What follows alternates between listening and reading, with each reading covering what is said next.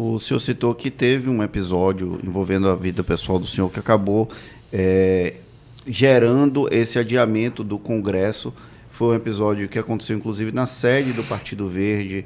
O senhor foi mais uma das vítimas da violência que, infelizmente, é um problema grave na nossa sociedade. E é a primeira vez, acho que o senhor está falando publicamente sobre esse assunto. O partido, ele deu o apoio necessário para que o senhor enfrentasse o pós esse episódio, porque eu imagino que até a sede do próprio PV acabava, de alguma forma, trazendo memórias que não necessariamente o senhor gostaria de lembrar. Como foi esse processo após o episódio do sequestro e como é que o senhor lida hoje com essa situação? Olha, Fernando, eu sempre digo que para qualquer pessoa é algo muito traumático, né? Eu acho que é um momento difícil que todos nós vivemos, são coisas difíceis, né? Não são fáceis. Eu ainda não consegui retornar à sede do partido, mas eu tenho enfrentado, eu tenho um acompanhamento psicológico, eu tenho tido apoio de amigos, da família, e a gente tem enfrentado isso aí, né? Tem enfrentado de uma forma, digamos assim, de muito acolhimento das pessoas, né? Eu acho que eu sempre digo que para qualquer pessoa esse episódio de sequestro é muito, eu diria que talvez seja o pior episódio para um ser humano, né? O ser humano ele fica subjugado a uma condição pior do que o de um animal, né?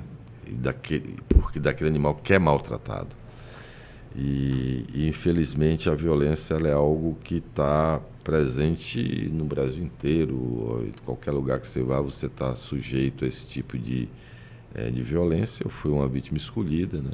Infelizmente, eu costumo dizer que a gente vive hoje um processo que, se de um lado você tem o governo que não acolhe, que não protege, e do outro lado você tem o tráfico que seduz, que dá poder e que respeita.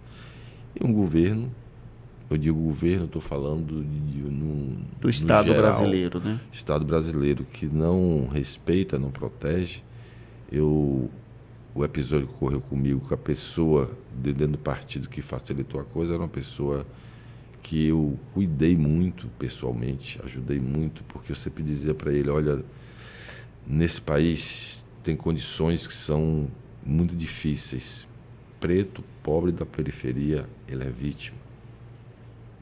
Ou é vítima do Estado, ou é vítima da violência qualquer. Mas você pode passar por isso aí, se você tiver força e vontade, você pode superar isso aí. Mas eu disse para ele, olha, o caminho, se você for para esse lado, existem dois, o cemitério ou a penitenciária. Hoje ele está na penitenciária. Então, assim, e eu lamento muito, né? Porque eu lutei bastante, dei muita oportunidade para que fosse diferente, né? Eu não podia abraçar o mundo, mas eu peguei uma pessoa que eu acho que eu poderia ajudar e empoderei, dei visibilidade, né? Uma pessoa que era um simples motoboy que estava ali, ninguém conhecia, era invisível diante do mundo da política, do mundo da sociedade, e eu dei visibilidade para ele. Eu me esforcei ao máximo para dar visibilidade, mas foi uma opção que ele fez, né?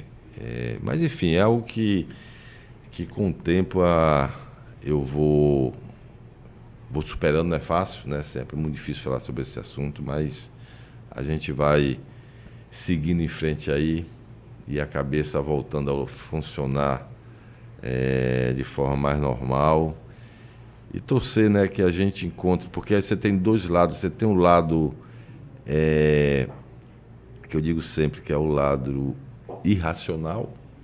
É o lado irracional, você fica com raiva, com ódio, você quer que a polícia chegue ao extremo. Mas tem um lado racional, que é Ivanilson, que é minha história, que é o que eu vivi, que eu digo que todos são tão vítimas quanto eu, né? E é algo que a gente vai ter que os governantes vão ter que entender, que às vezes o caminho trilhado não é o melhor caminho para você encontrar a solução, porque você não vai exterminar pessoas, outras virão. O problema não está aí, o problema está de como essas pessoas são tratadas, né? Como o governo, o Estado, ele precisa acolher essas pessoas, precisa respeitar essas pessoas. No dia que elas forem respeitadas, forem acolhidas, eu acho que a sedução do tráfico vai ter um poder menor, né? Mas enquanto elas forem aqui maltratadas, desrespeitadas, e do outro lado o tráfico traz dinheiro, poder e respeito,